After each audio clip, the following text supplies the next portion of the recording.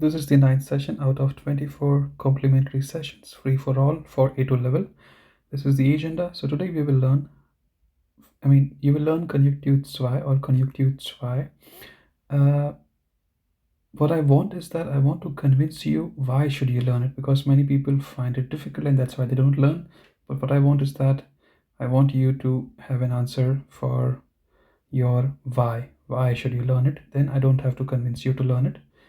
No matter how hard it is, it's not that hard, but even if it's hard for other people, you will learn it because you have your why.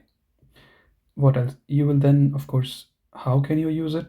So when you know why, then you know when can you use your Konjunktiv II, and of course we will check how you can use it. By that I mean the grammar. So where is the verb, which is conjugated, which is not conjugated. Then we might do few exercises on these three. Wären, hätten, würden, they are Konjunktiv II. By now we have already looked at this one, right? Sollten. This was Konjunktiv II for sollen. And I told you this one you use whenever you are giving advice. Then also one very important aspect is that I want you to start learning verbs in a slightly different way. What do I mean by that? So for example, you know the verb geben, right? But next time when you learn geben, you should learn it like this. You should write it like this. Etwas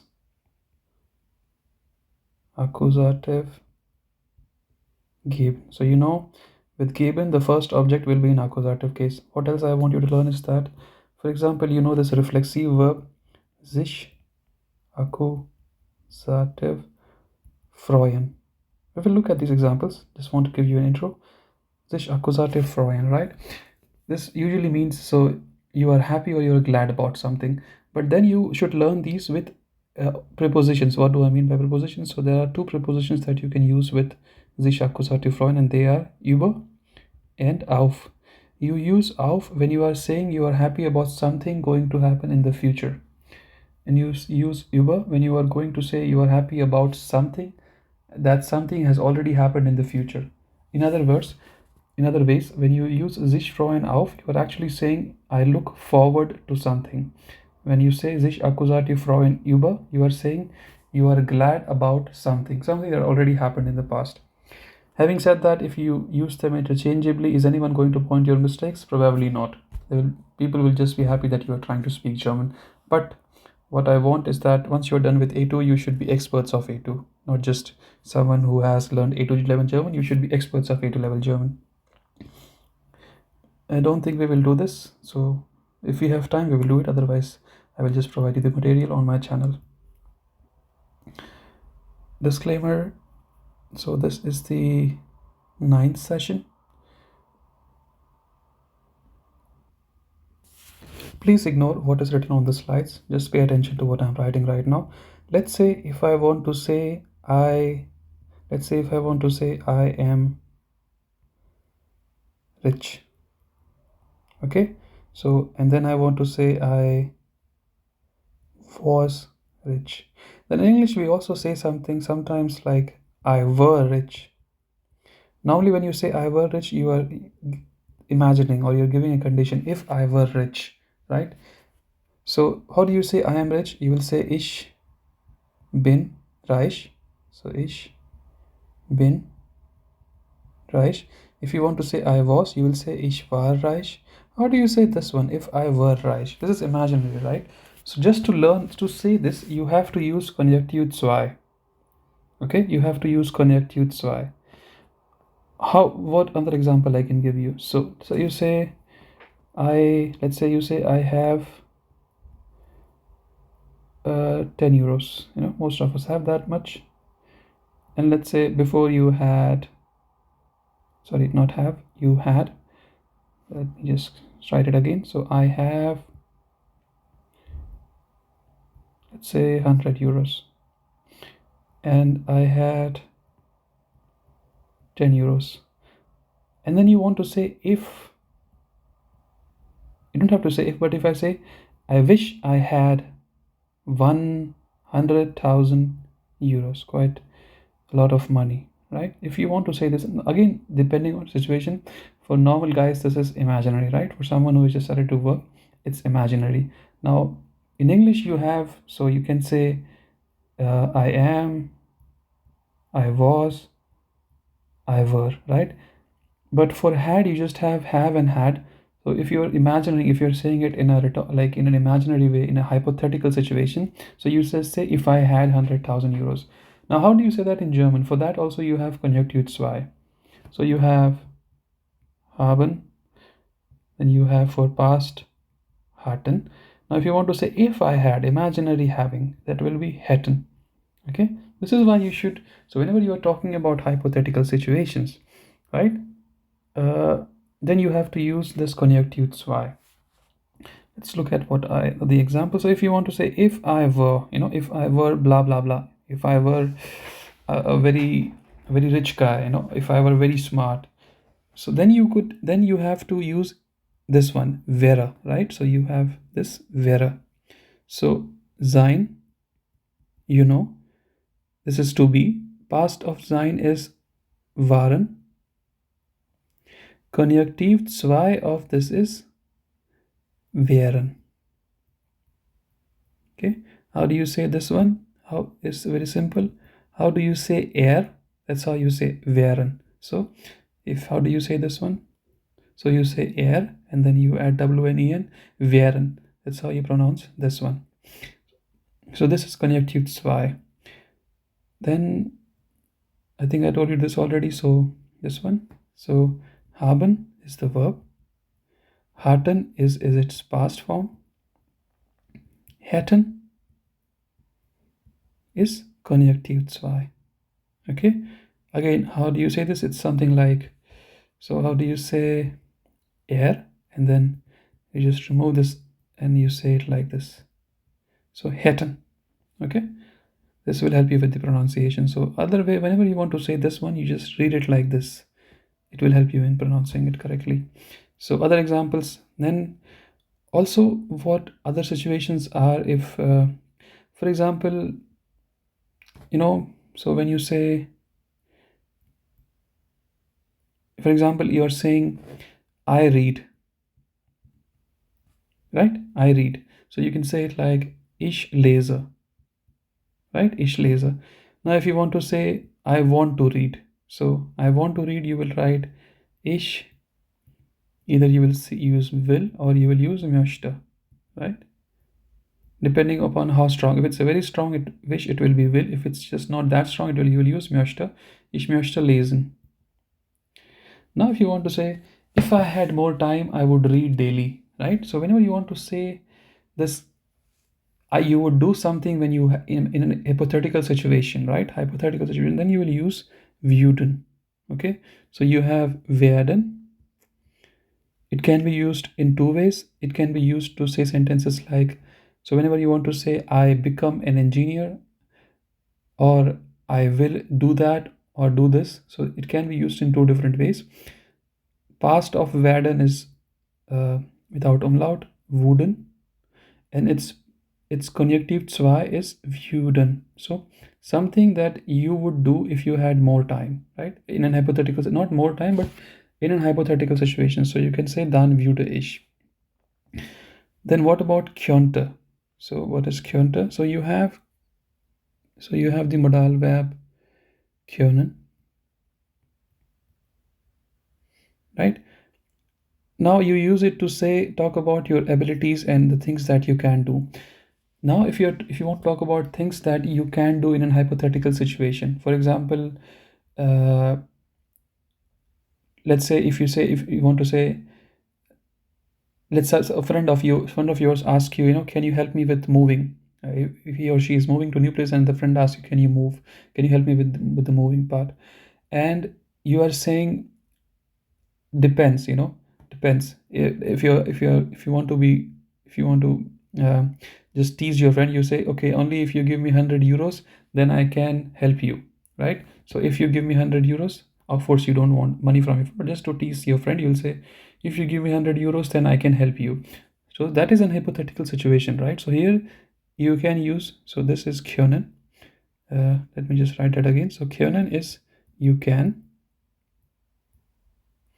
Then you have könnten, you add T before en.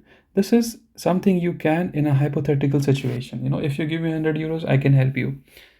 Also, when you can use it when you are making polite requests. Again, when you ask someone, can you please help me with this? It They may or they may not help you, right? So it is still hypothetical, and you are requesting politely. Whenever you want to request, you can say kannst du können, Sie, but if you want to be more polite, you can use könnten, when you're using Konjunktiv II. So I hope you get an idea.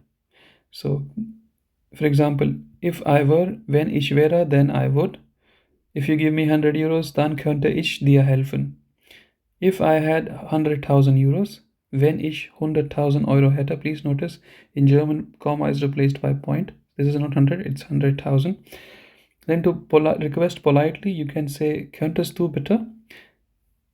Or you can say, würdest du bitte? Would you help me? So I hope you get the point. This is the table. Please remember this table. There are other verbs which have Konjunktiv II, but you don't need to know all of them right now. If you just know the Konjunktiv II of these four, it's fine. Okay, so wären, hätten, könnten, würden. Now the question is, how do you use them? So when you are using these ones, so wären and hätten, you use them exactly the way you will use waren, sein, or haben, hatten. Okay, so they will still be, so there is a sentence, and the first position normally is taken by the subject. Second position is always by the verb. So here they will be, and here you can have object. If there is something else here instead of the subject at the first position, then this will go over here. Okay, so the position of the subject can be changed. So verb is always at the second position.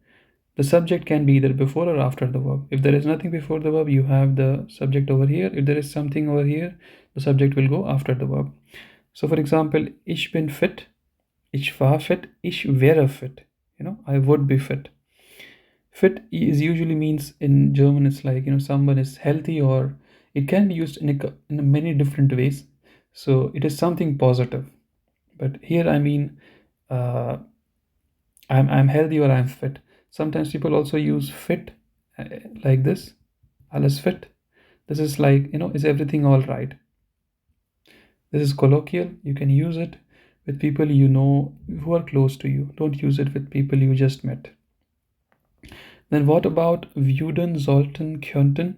So you should treat them like Modalverben. What do I mean Modalverben? So the modal verb will be conjugated at the second position in a sentence, and the other verb will be at the last position in its infinitive form. And in a question, so again, here, könntest du bitte die E-Mail schicken senden? Here it is treated like, when I say modal verb, you should treat it like a modal verb. In syntax, what is the syntax? So it will be at the first position in a question, then the subject, it will be conjugated, and the other verb will be in its infinitive form and not conjugated. Any questions, please ask. Now what I want is, so I want to request you to do your homework in a new way. What do I mean by that? So every day what you're doing is that you have a notebook, and every day each page of your blank notebook you are dividing into 4 parts. In the first part you write nouns that you need in your daily life, German nouns, then verbs. Then here you can have adjectives or adverbs. Here you can have other phrases or idioms that you like. For example, wenig aber besser. For example, ich verstehe nur Bahnhof, which means I don't understand anything. So far, the way you are learning verbs is that you just write the verb, right? For example, if you learn achten, you just write it as achten, which means to look. But from now, you should write it in a different way. How? So let's start with, I don't have it over here. So let's say if you write the verb denken in your list, in the second column, it means to think, right? Now, you normally don't say I think. Sometimes you want to say I am thinking about someone, or I am thinking about something. Now, when you want to say you are thinking about someone or thinking of someone, you have to use the preposition an, and what comes here it is only for someone, so it will be jemanden. So personal pronoun. If it's a name, let's say if you want to, I'm thinking about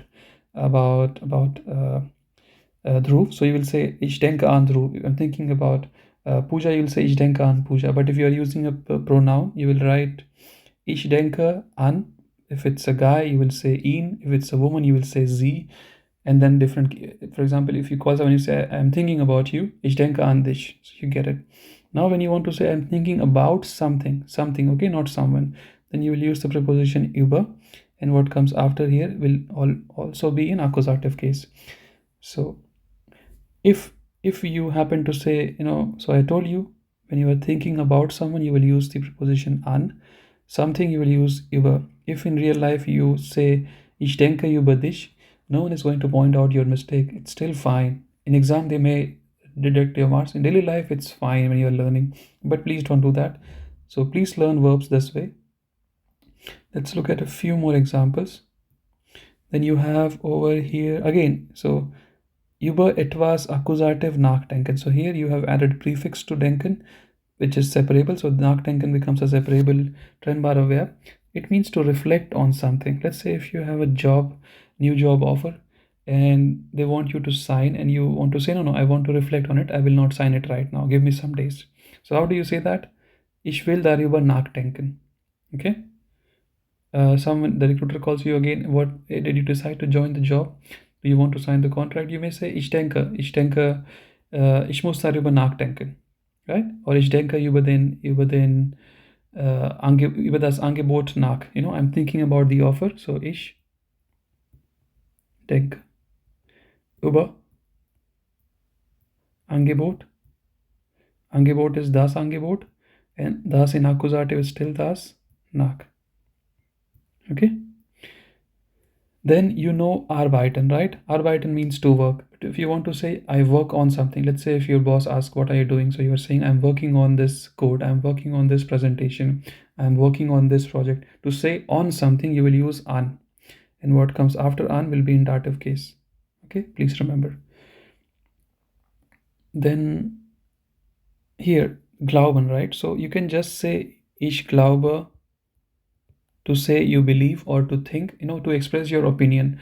But if you want to say I believe in you, I believe in someone or in something, right, then you have to say that you will use the preposition an, and what comes after an will be in accusative case. If it's a personal pronoun, so it will be jemanden. Instead of ich, it will be mich. I believe in yourself, I believe in myself. If you want to, let's say, motivate someone, you should believe in yourself. So do soll test. Let's say if you want to say you should believe in yourself, so you will say du. Glauben at the last position because you have a modal verb. So glauben will be in an infinitive form. Here modal verb soll test. So let's say if you're giving an advice, then it will be sollten. If you just are saying should as it is without an, let's say if you're giving an advice, so it will be soll test. Right? Konjunktiv II. Then an. Then you. So you will say dich glauben. Du solltest an dich glauben. You believe in yourself, or you should believe in yourself. Okay. So, okay, then you have this verb bestehen. These are just examples. I've picked up examples which will force you to think or make you feel bad for not doing homework. Etwas accusative bestehen. You can use it to say to pass something. You passed an exam, so you can say ich bestehe die Prüfung, or ich habe die Prüfung bestanden. But let's say if you want to say something consists of something. For example, you cooked something, and you wanted to treat your office employees with this new dish. Okay, your colleagues normally ask, what does it consist of, or what is it made up of? Then you will start saying das besteht, that consists of. To say that, to consist of, you will say, you use the verb bestehen, then you will use the preposition aus, and what comes after aus, the ingredients will be in dative case. Okay, check, the meaning changes completely over here just because of the preposition. This is why I say German language is very, very, very efficient. You can use one verb to say so many different things. For example, recently I posted on LinkedIn, and I said you can use geben. So geben to say like at least 10 different things. And there was a German guy, and he said you can say 10 more things. So together we figured out there are at least 20 different things that we can each say just by using the verb geben. That's why German language is so efficient, and I like it. I hope you get the idea. Few more examples, guys. So then For example, if you want to say, you have the verb suchen, right? It usually means to find, no, I mean to look or to search. But when you use it without any preposition, so to suchen jemand or etwas Akkusativ, it means to look for something. When you want to say you are searching for something, I don't have to explain you when you say in English to look for or to search for. I think you guys are proficient in English to understand when to use to look for, to search for. But in German, when you want to say to search for instead of to look for, you will use the preposition nach, and what comes after nach here will be in dative case. Okay. Then the example that I gave while going through the agenda. So sich freuen. So sich Akkusativ freuen is a reflexive verb. So it usually means to be happy. But when you use auf, you will say you look forward. You look forward to something, to some event that is going to happen in the future. When you use über, etwas Akkusativ, it will be about something that has already happened in the past. I'm glad about that. What else? Yeah, also, I don't know if you need this verb, but it's very useful for life. You have to get used to or accustomed to people and situations quite often. So please know how to say that in German. Then when you learn the verb vorbereiten, so it means to prepare. Again, trennbare verb, for is prefix, separable. Sich Akkusativ vorbereiten auf etwas. So when you want to say to prepare for something, don't just use für over here. Not always. Sometimes you can, when you want to say for of English in German, you can say few, but not always. So here you have to use auf. Why? Don't ask me. That's the German language. They decided it. So they decided that when you want to say you're preparing for something, you will use sich Akkusativ vorbereiten auf etwas Akkusativ. All right. Let's learn something very useful but very easy. Let's go back.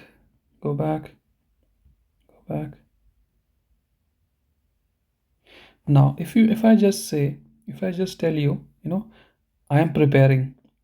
Let's say if I just say I am preparing. Normally you will ask, yeah, for what? For what are you preparing?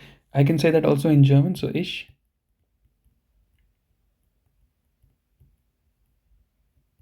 bereite mich vor. Right?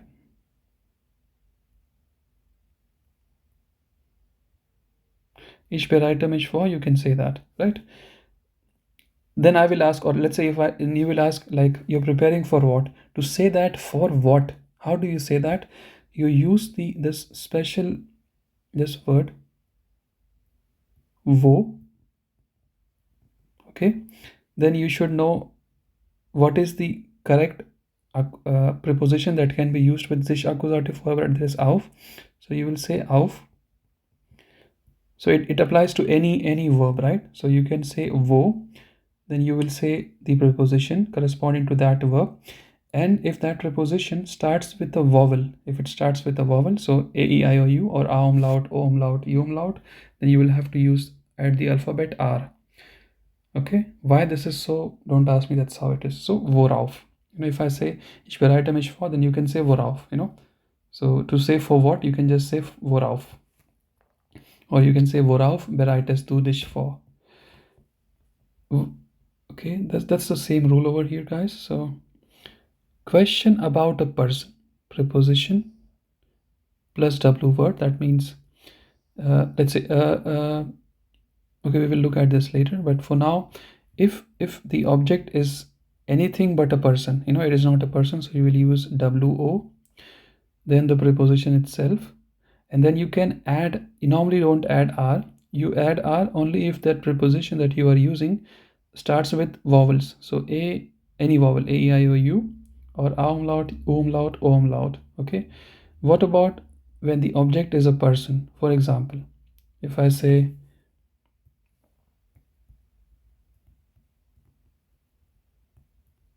ich denke, it can mean I think, but let's say if I say it in a way which implies that I'm thinking about someone, then if you want to ask, yeah, about whom are you thinking? So here, if it's let's say if it's a person, so if you know that I'm thinking about a person and you want to ask like which person or whom, so you can say you will have to say, you will have to use the preposition itself. So let me go back. So here, where is it? Second. So here you have, right? Let's say I say ich denke, and I mean a person, and you want to ask like about whom are you thinking? So you will say, you will use this preposition an, and then you will say wen. Why wen? Because after an, what comes will be in accusative case, so wer becomes wen. If it is about, if it is not a person, it is a thing, right? Let's say I'm thinking about my exam results, so you will ask an. Yeah, so I don't, if it's a person, then you will just say, if it's an object, right? If it's this one, so you will use, because it is an object, so it's not a person, so you will use wo, then the preposition itself. Then because this u is a vowel, you will use r, so vorüber. So I hope you get the idea. These are just so the same list, but with the questions also. So you can say wovon, von wem, to dependent. So if it is a person, you will say, if it's not a person, it's an object, so wovon. If it is a person, then you will say von wem. Why von wem? Because what comes after von will be in dative, right? So where is nominative, wen is accusative, wem is dative. Then you have, achten auf. So worauf, if it is not it is an object. Auf wen, if it is a person. Why wen? Because what comes after auf will be in accusative, and wen is accusative, where is nominative. Then to be afraid, frightened, scared of someone, here the preposition is for.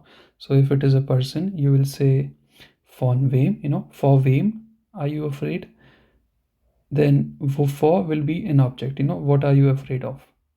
Again, check here, you say wo, then you say for. Because vowel or v is not a vowel, you will add nothing in between, so it will be wo for. Then you have, I'll just go through the list. So for wem, wovor, woran, was, woraus. Check woraus. So if you let's say if you offer something to your colleagues for lunch and they want to ask, woraus, so from, like, what does it contain, what does it consist of, so they will say wo aus, and because a is a vowel, so woraus besteht, the verb, then the object. Let's say if they just want to say s, yeah, what does it consist of. It can, again, this verb can be for many things, right? It can be for slides, what your presentation, what does the slide contain. The slide, then you can say die Präsentation besteht aus 10 Folien, erste Folie, zweite Folie, dritte Folie, and so on. Then an wen, worüber, woran, an wen. Then was, again here, so there is no preposition, guys, because yes, here when there is no preposition, you just ask question the normal way without. Then here wonach, again check, because it's n is not a vowel, so there is no need to add r. Here nach wem when you are asking about a person, wonach when you are asking about an object. Worüber, worauf, worüber, woran, again check. An starts with a is a vowel, so that's why you add r. But when you want to ask about a person, so an wen, okay. Then worauf, again r before a is a vowel, because a is a vowel. Thank you very much for listening. If you want to save your time, don't want to keep learning German forever, start doing this. I'm ready to help you. Just let me know if you're doing this. I can help you with this homework. If you do this, all you need is, first of all, you need like some discipline to write every day about your day. So some discipline you need. Then of course, after you write it, see if you can write as much as you can in German with the existing vocabulary that is you already know without using any online tool. Then you can use Deep Translate to translate the text properly in German. Then you can note down all the new verbs on words, and then you can use leo.org to know the many different meanings, because Deep Translate just gives you the translated text, right? But it doesn't tell you what that German verb can mean it can mean so many things in English, right? For example, gang, right? Gang means passage, pathway. It also means something else. Think, what does it mean? So restaurants have like 3 course menu, 4 course menu, right? Some Indian dishes have 52 course menu. So this course is gang. So okay, but it is not that course. For example, German course, language course, that is course. I hope you get the idea. So use leo.org to note down all the different meanings that verbs or nouns that you can have from after converting your English text into German text. And that's it. Just do it for 3 to 4 months. I can help you with it, and you will be speaking German very fluently after doing this for 3 to 4 months. I mean, I think it will work.